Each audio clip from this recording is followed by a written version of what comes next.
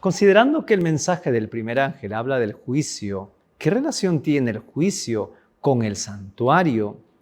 ¿Y de qué manera el día de la expiación realizado en el pueblo israelita tiene una relación con el juicio escatológico de Dios? Estas y otras preguntas veremos en este episodio más de La Hora de su Juicio.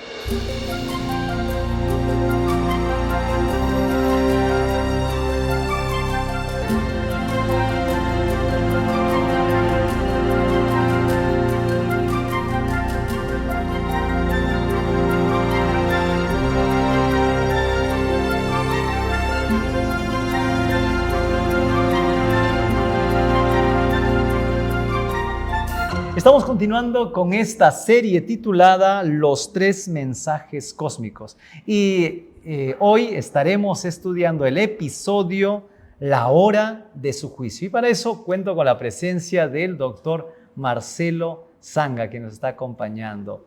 Marcelo, ¿qué tal? Bienvenido y gracias por acompañarnos en este episodio más de esta serie. Muchas gracias, me siento contento de estar y compartir temas muy importantes, trascendentales para esta época del tiempo del fin. Me siento muy feliz de estar y compartir algunas lecciones que el Señor quiere enseñarnos en este tema que vamos a tocar el día de hoy. Ok, gracias Marcelo. ¿Cuál es la relación que hay desde tu perspectiva entre el mensaje del primer ángel que habla de que la hora de su juicio ha llegado y Daniel, que habla acerca de hasta 2300 tardes y mañanas y luego el santuario será purificado? ¿Hay alguna relación entre el juicio y la purificación del santuario? Tomando en cuenta tu pregunta y tomando en cuenta el texto bíblico, el primer mensaje angelical habla de algo importante. Si tú miras, aquí dice el versículo 7, ¿no? Diciendo a gran voz, temed a Dios y dadle gloria, porque la hora de su juicio ha llegado. Juicio en el libro de Apocalipsis es mencionado algunas veces, especialmente desde el capítulo 14 hasta el final. Podemos ver nosotros algunos textos como Apocalipsis 15:4, donde dice, ¿quién no te temerá, oh Señor, y glorificará tu nombre? Pues solo tú eres santo, por lo cual todas las naciones vendrán y te adorarán, porque tus juicios se han manifestado. También se vuelve a repetir el juicio en el capítulo 16, verso 5, donde dice, y oí al ángel de las aguas que decía, justo eres tú, oh Señor, el que eres y el que eras, el santo, porque has juzgado estas cosas. Y también se menciona eso en el verso 7. Si miras en el 7, dice, también oí a otro ángel que desde el altar decía, ciertamente, Señor Dios Todopoderoso, tus juicios son verdaderos y justos. Y tal vez también podemos ver algunos textos del capítulo 19, verso 1, 2 y 11, donde dice, después de esto oí una gran voz de gran multitud en el cielo que decía, aleluya, salvación y honra, gloria y poder son del Señor Dios nuestro, porque sus juicios son verdaderos y justos, pues han juzgado a la gran ramera que ha corrompido a la tierra con su fornicación y ha vengado la sangre de los siervos de su mano, de la mano de ellas. Y el verso 11 aclara algo interesante. Entonces vi el cielo abierto y aquí un caballo blanco y el que lo montaba se llamaba Fiel y Verdadero y con justicia juzga y pelea. O sea, no... El verso 7 no es el único momento donde nos habla acerca de juicio. Y como nosotros vemos, los demás capítulos nos muestran que Dios juzga, pero su juicio es verdadero y es fiel. Pero la pregunta era, ¿y qué relación esto tiene con el libro de Daniel? Entonces vamos a ir al libro de Daniel, al capítulo 8, en el verso 14. Nos habla a nosotros algo que el Señor revela a Daniel y por el cual él se queda perplejo, y es justamente este elemento que nosotros debemos entender. Verso 14 dice, y él dijo, hasta 2300 tardes y mañanas, luego el santuario será purificado. ¿Qué tiene que ver el santuario purificado con el juicio? Entonces, en el libro de Levíticos, si tú y yo miramos juntos en el libro de Levíticos 16:16, podemos encontrar nosotros que la expiación era una forma de juicio, ¿no? Si mal no recuerdo, esta parte ahí en el versículo 16 del capítulo 16 dice: así purificará el santuario a causa de las impurezas de los hijos de Israel, de sus rebeliones y de todos sus pecados. De la misma manera hará también el tabernáculo de reunión, el cual reside entre ellos en medio de sus impurezas.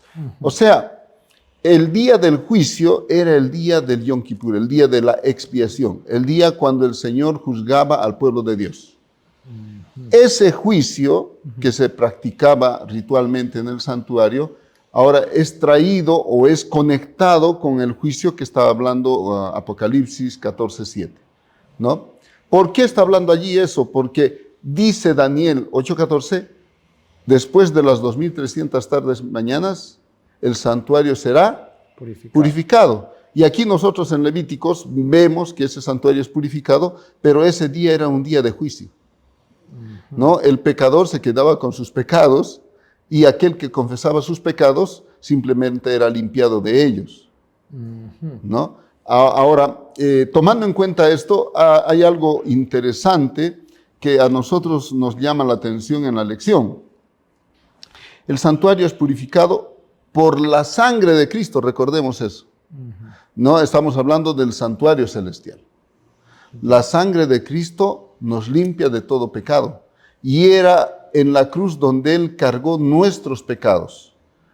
Entonces, el hecho de que se conecta el juicio con el santuario y la purificación, estamos hablando de un acontecimiento del Evangelio eterno.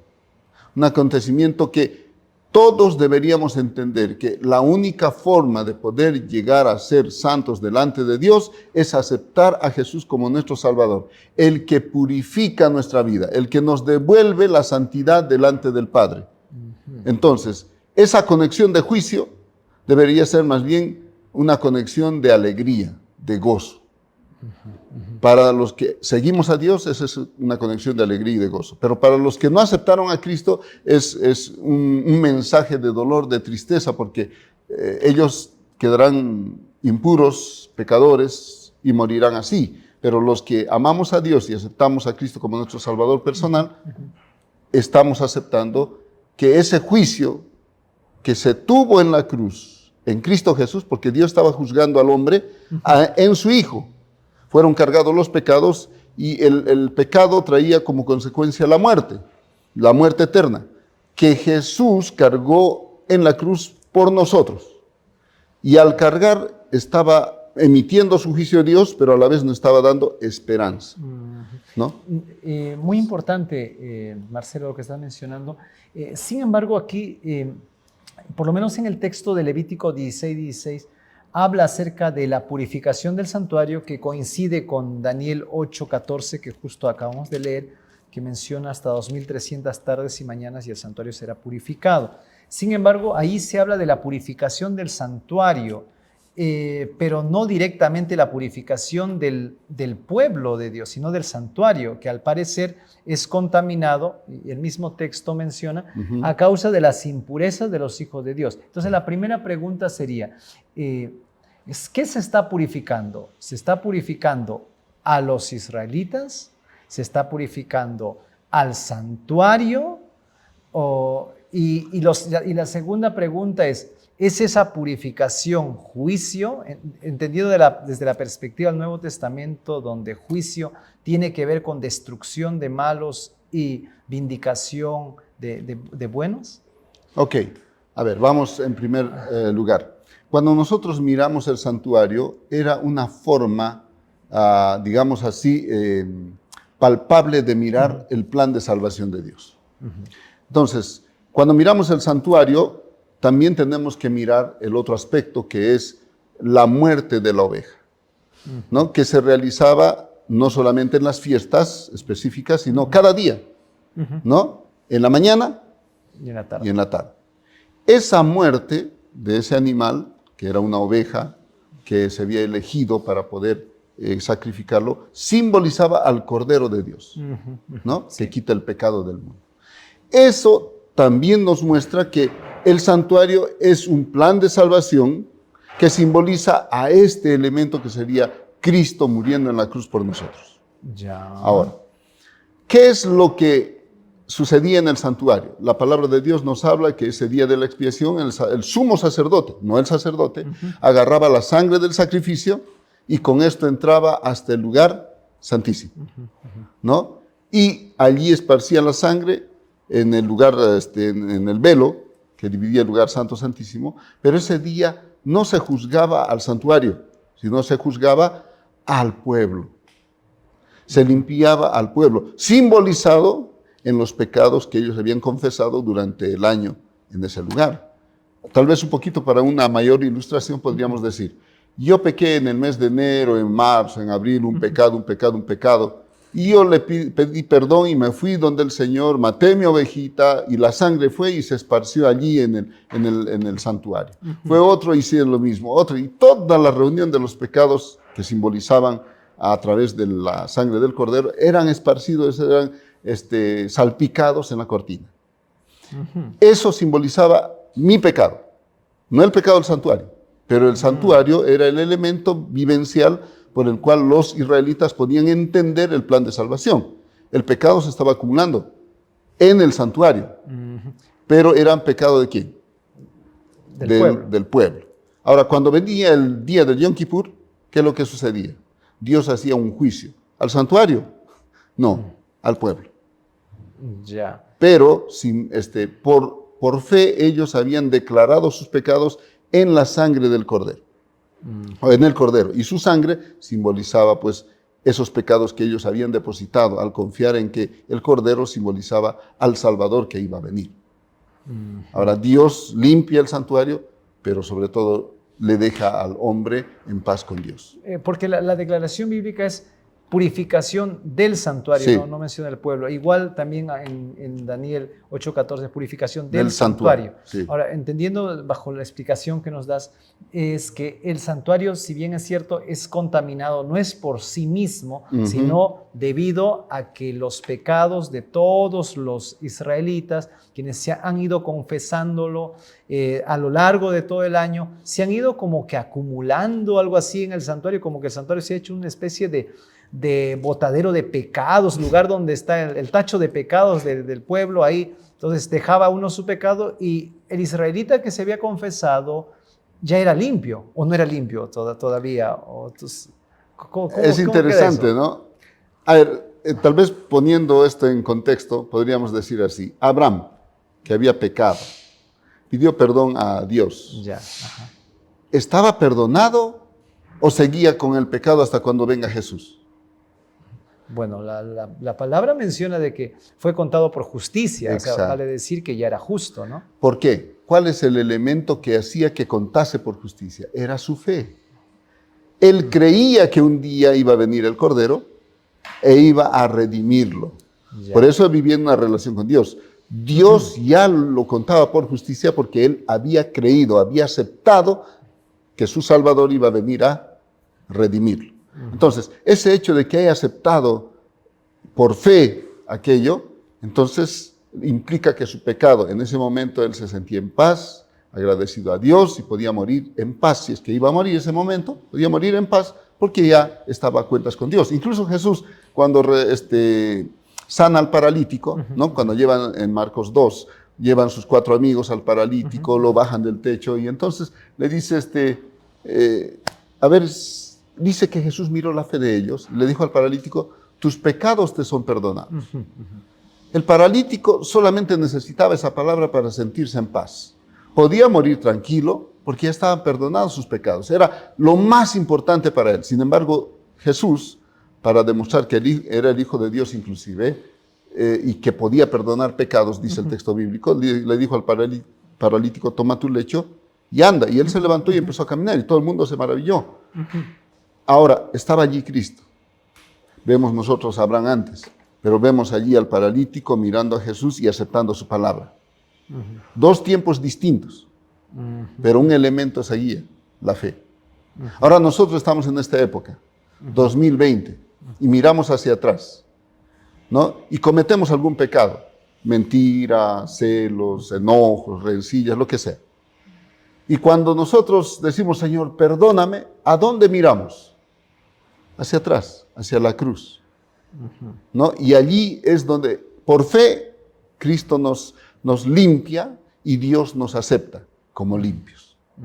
Pero la situación de los pecados, tanto en Abraham como también en el ejemplo que mencionaste del paralítico, si bien es cierto, ya ellos no tienen sus pecados, esos pecados, basado más o menos en esta ilustración de Levíticos y lo que declara Daniel, estaban en el santuario, o sea, todavía existían esos pecados, pero estaban allí en el santuario hasta que en algún momento se limpiase el santuario de ellos. ¿Es así?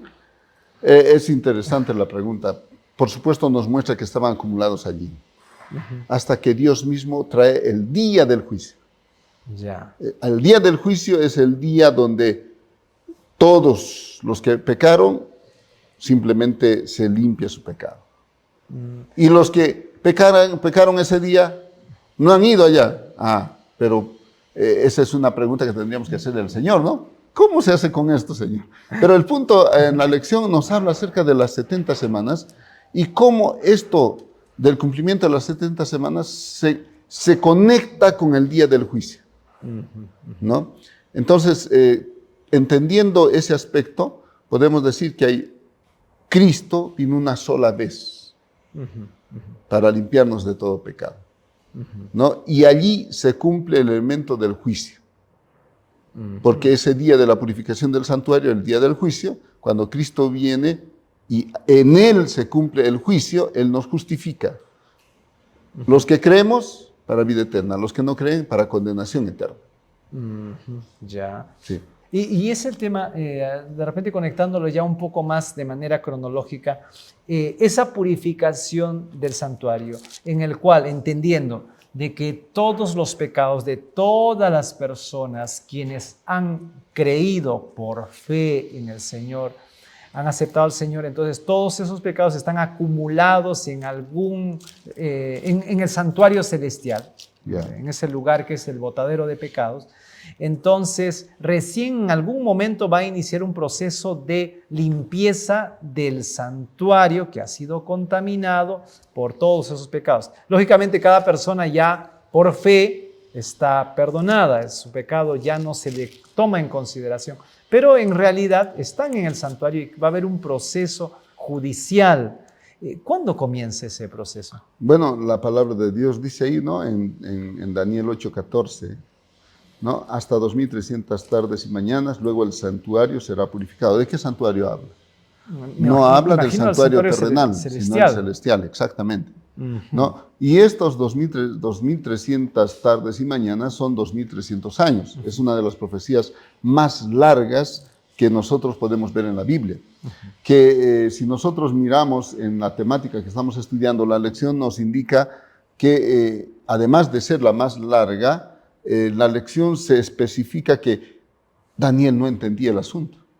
Se había quedado perplejo, dijo, ¿cómo? No entiendo a qué se refiere. Si nosotros miramos ahí en Daniel, ¿no? Podemos ver nosotros, por ejemplo, está Daniel en el versículo 3, alcé mis ojos y miré y aquí un carnero que salía del río, y luego mira que tenía 2 cuernos, ¿no? Y luego mira a un macho cabrío, ¿no?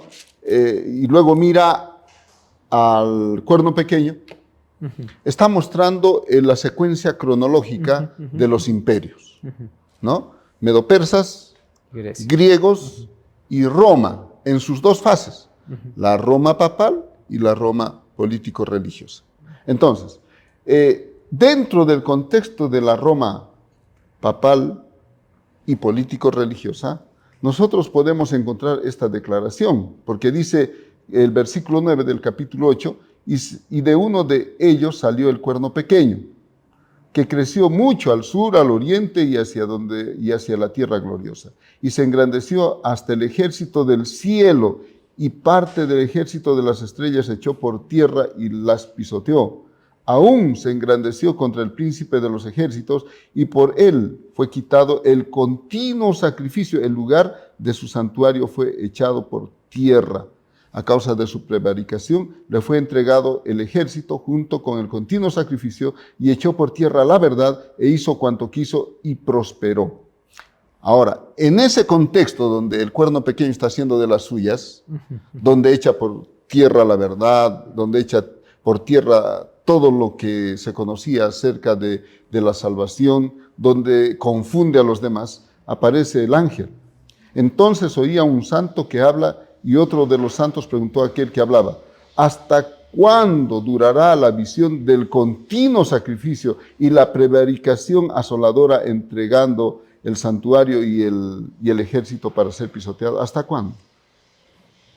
Y ahí está la respuesta, ¿no? Hasta 2300 tardes y mañanas y luego el santuario será purificado. Exacto. El punto es, la respuesta tiene que ver con el tiempo, pero no solamente con el tiempo, sino con el acto de. ¿Hasta cuándo vamos a seguir siendo engañados? Porque eso es lo que está diciendo, ¿no? Que el ejército fue echado por tierra y entonces fue quitado el continuo sacrificio.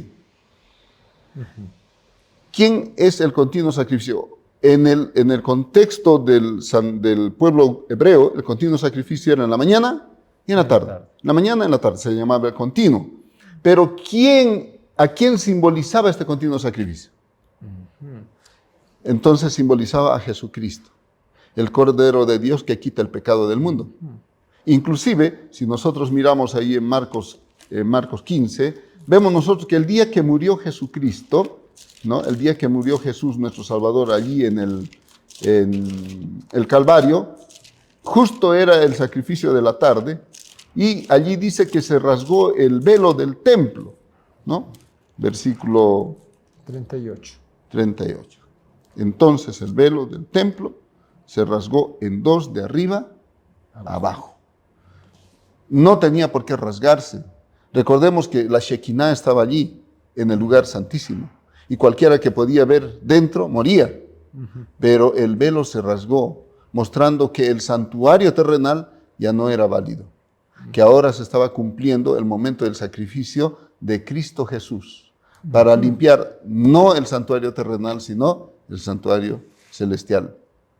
Interesante. Realmente fabuloso cómo conecta la Biblia entre el mensaje del primer ángel, Daniel, Levíticos, la muerte de Jesús. Bueno, vamos a hacer un alto, Marcelo, para poder entonces luego volver con este tema que está bastante importante para nuestra salvación.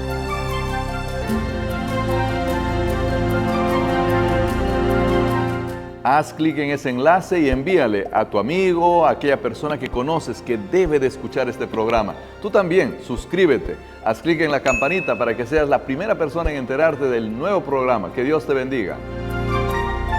Muy bien, continuando con este estudio respecto a el juicio ha comenzado junto con Levítico y también Daniel, nos damos cuenta que hay una larga profecía de 2300 tardes y mañanas, que son 2300 años, que está mencionando justamente aquí nuestro amigo Marcelo, sobre cómo esto se relaciona con ese periodo en el cual hay un poder que pisotea el santuario, la verdad del santuario, echa por tierra las estrellas, se engrandece contra el príncipe de los ejércitos. Sin embargo, creo que necesitaríamos más detalles sobre cuándo comienza y cuándo termina esta profecía.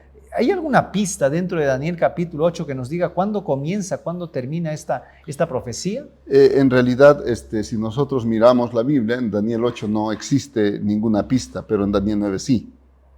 Miren, en el capítulo 8, versículo 27, nos habla a nosotros de que Daniel dice: quedé quebrantado y estuve enfermo algunos días. Y cuando convalecí, atendí los negocios del rey, pero estaba espantado a causa de la visión y no la entendía.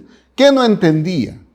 Él había entendido muy claramente, porque él había visto en Daniel 2, había visto en Daniel 7, los imperios sucesivos, Babilonia, Medo-Persia, Grecia y luego Roma. Pero cuando habla acerca del santuario que iba a ser purificado, él no entendía. Estaba perplejo. Decía: ¿cómo es esto? No entiendo. Y justamente cuando tú miras en el capítulo 9, verso 1 en adelante, ¿no? Habla acerca de que él empezó a orar. Versículo 2, en el año primero del reinado, está hablando del reinado de Darío, yo, Daniel, miré atentamente en los libros el número de los años que habló Jehová al profeta Jeremías, que había de cumplirse las desolaciones de Jerusalén en 70 años, y volví mi rostro a Dios, el Señor, buscándole en oración. Ahora, ese momento cuando él está volviendo, son varios años después, ¿no? Él está volviendo a orar, y mientras él está orando, Dios le responde. ¿No? Dios le responde. Si ustedes miran el versículo 23 de Daniel 9, al principio de tus ruegos, dice Gabriel, ¿no? Fue dada la orden y yo he venido para enseñártela, porque tú eres muy amado. Entiende pues la orden y entiende la visión. ¿A qué visión se refiere? Se refiere a las 2300 tardes y mañanas. A ver, para poder quedar claro eso. Sí. O sea, en Daniel capítulo 8 vemos una visión. Bueno, por lo menos lo que yo leo ahí en el capítulo, es una visión que aparece, en la que aparece un carnero, un macho cabrío, un cuerno pequeño. Luego viene la declaración de una fecha que es hasta 2300 tardes y mañanas, y luego el santuario será purificado. Sí. Luego viene Gabriel y le presenta el significado de gran parte de la visión, que es, le dice, bueno, el carnero son los reyes de Media y Persia, el macho cabrío es Grecia, luego se levantará un rey altivo, de rostro y de entendido en enigmas, todo ello. Entonces, toda esa parte de la visión ya está explicada. Sin embargo, solamente hay una parte de la visión, que es la de las 2300 tardes y mañanas, que no le explica. Entonces, cuando el 9:27 dice que estuve espantado a causa de la visión y no la entendía, se está refiriendo a esa partecita de la visión que corresponde solo a las 2300, no a toda, ¿correcto? Al santuario que sería purificado después de 2300 tardes y mañanas. Sí, solo se refiere a eso porque esa parte que tú mencionas, desde el versículo 15 en adelante, vemos, ¿no?, cómo se explica cada uno de los detalles del carnero, macho cabrío, incluso de Roma, pero cuando habla del santuario no se explica y él queda perplejo. Ok. Y como que Dios demora, porque entre el capítulo 8 y el capítulo 9, en el capítulo 8 está en el periodo del rey Belsasar, pero el capítulo 9 comienza con Darío. El primer año de Darío, hijo de Asuero. Entonces estamos hablando de un promedio de unos 10 o 12, 13 años luego, ¿no? O sea, es demasiado tiempo, lo dejaron a Daniel ahí sin explicarle esta visión. El asunto es el siguiente, Dios tiene sus tiempos. Ahora, en los tiempos de Dios, Dios nos ayuda a nosotros a poder entender ciertas cosas. Y Daniel, si tú miras en el versículo 2, él empieza a leer el libro de Jeremías. Claro. Él estaba preocupado por una cosa, quería retornar a Jerusalén. ¿No? Y en Jeremías se había determinado 70 años. 70 años iban a estar en esclavitud, lejos de su país, lejos de su tierra. Y él quería regresar, estaba preocupado por eso. Y Dios, o sea, él empieza a estudiar. Miren, es interesante, es una lección importante que tenemos que aprender. A veces nosotros estamos preocupados por una temática y nos ponemos a estudiar, A veces el Señor nos da la luz inmediatamente. A veces tarda un poquito. Pero en ese transcurso el Señor está, digamos así, construyendo, transformando algo que nosotros necesitamos y que tal vez no lo tenemos todavía. Y cuando ya estamos preparados, el Señor nos revela lo que necesitamos para ese momento.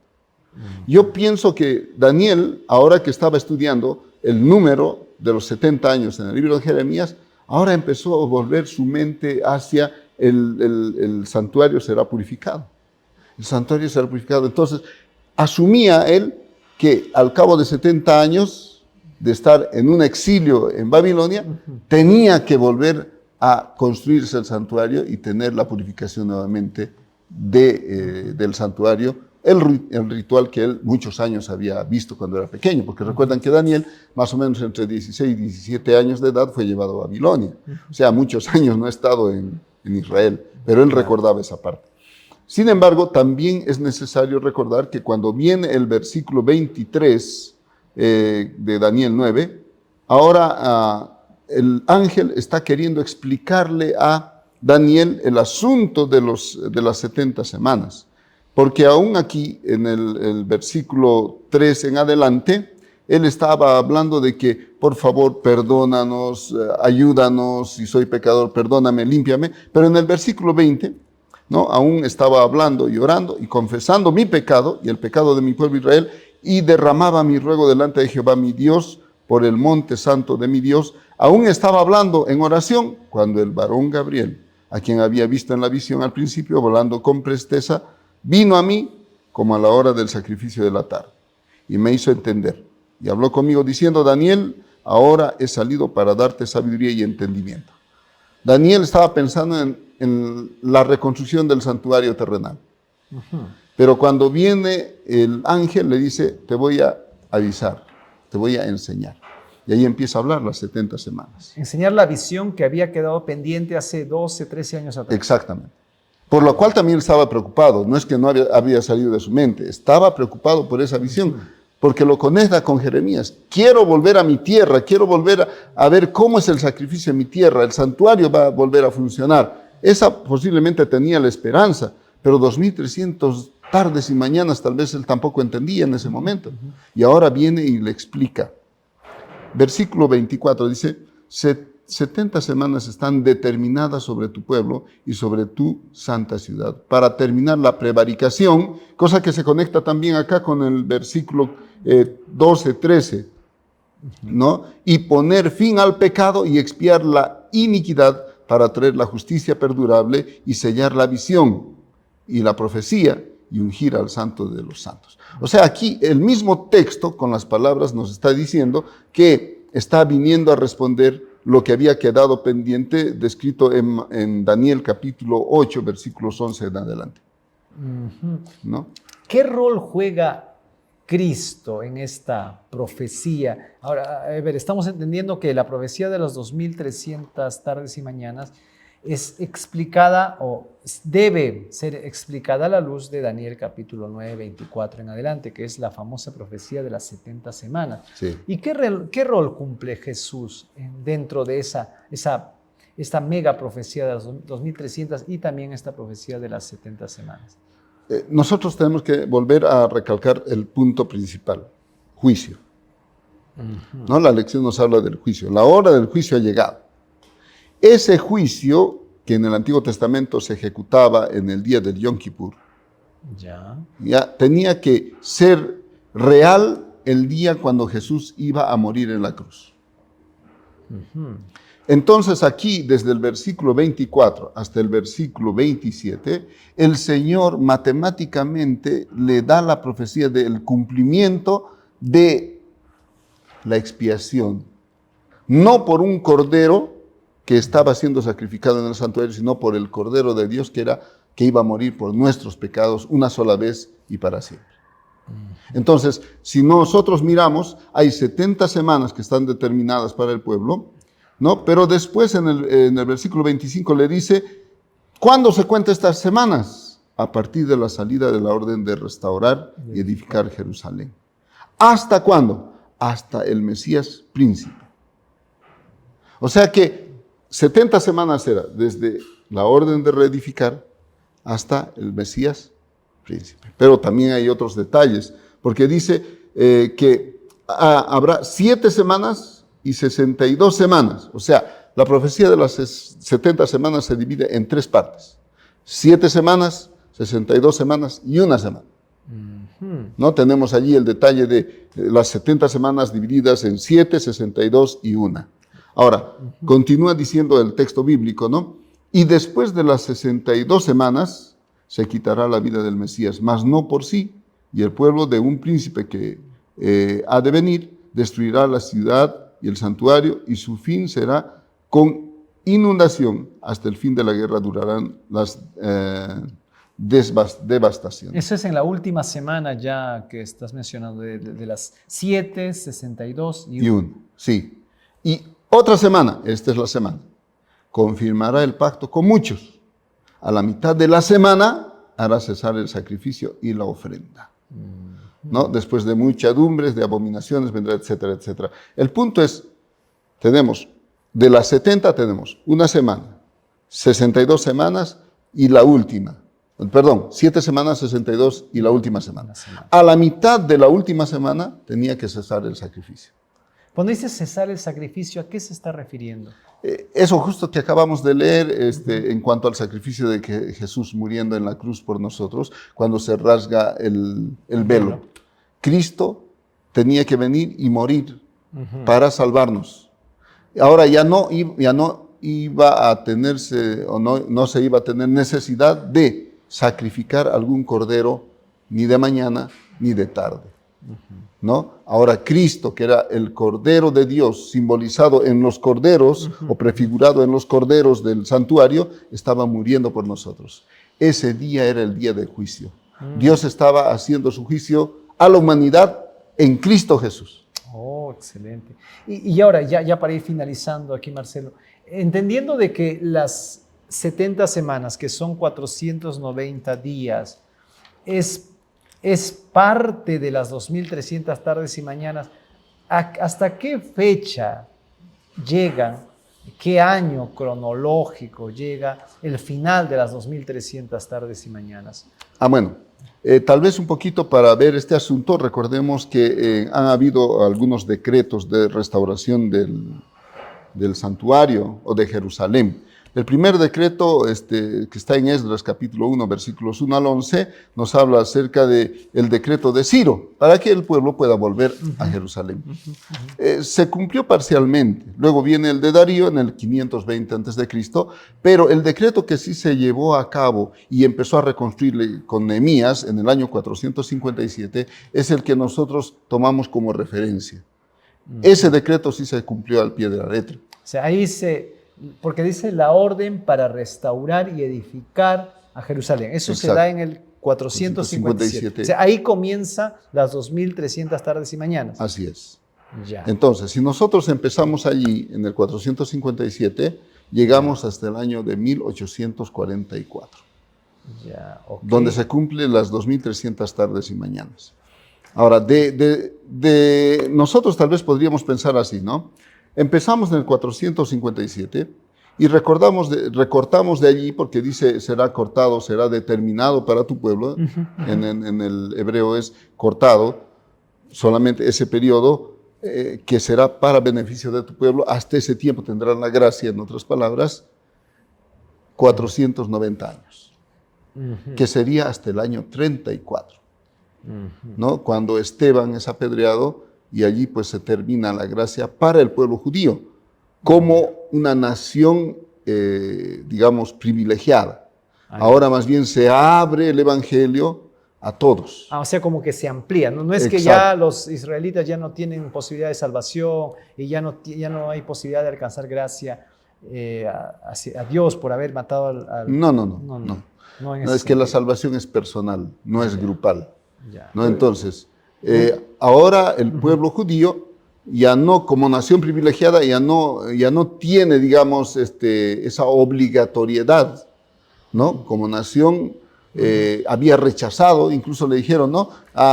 Si tú no nos haces caso, no eres amigo de César, le dijeron a Pilato, ¿no? Por lo tanto, mátalo a él, que su sangre sea sobre nosotros. Y sobre nuestros hijos. Exacto, entonces, todos esos elementos están indicando que ellos habían rechazado al Mesías. Incluso el texto bíblico nos dice, ¿no?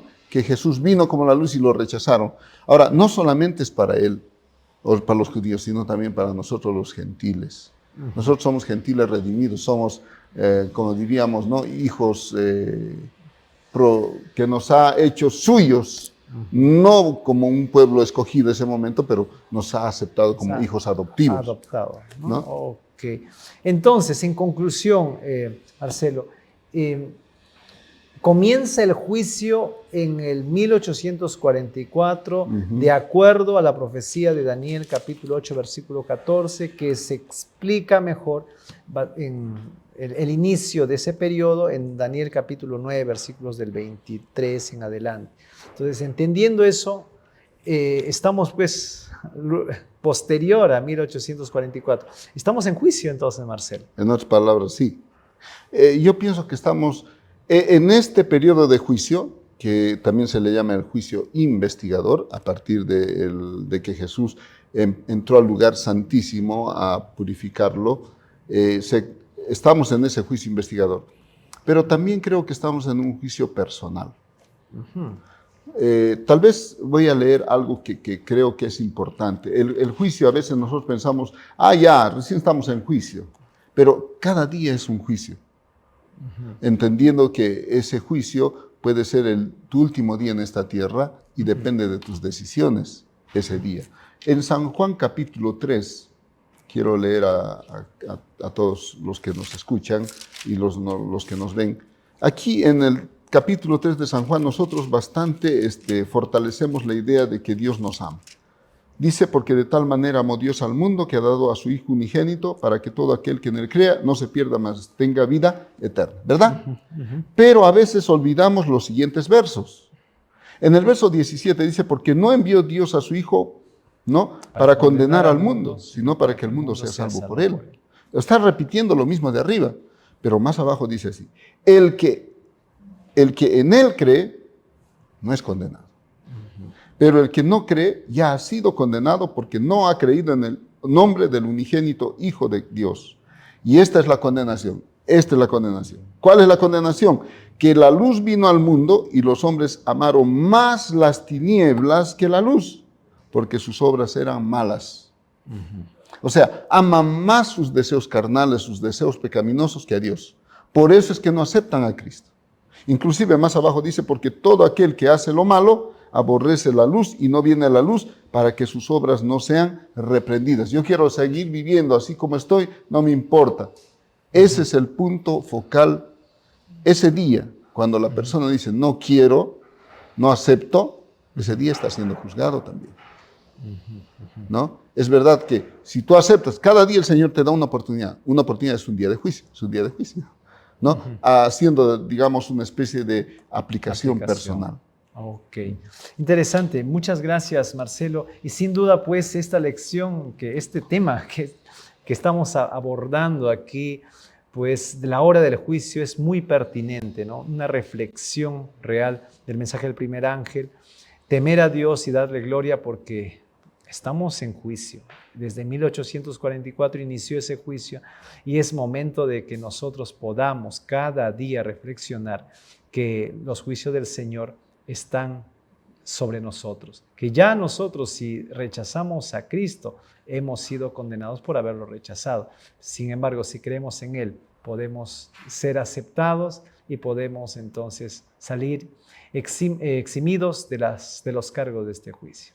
Gracias, Marcelo. Vamos a hacer una oración para poder finalizar. Amado Padre que estás en el cielo, gracias por este tema tan importante, la hora del juicio, y ayúdanos, Señor, a poder cada día reflexionar en Él y poder entender de que desde 1844 nos encontramos en un periodo de juicio investigador y que es hora de volver a ti. El tiempo es ahora. Te lo ruego en el nombre de Jesús. Amén. Amén. Muchas gracias, Marcelo, y a cada uno de los que nos están escuchando, no se olviden que tenemos el siguiente tema que vamos a abordar, que lleva por título Adoren al Creador. Así es que no se lo pierdan. Ok, estamos tarde, Marcelo. ¿Qué hora es? Son las...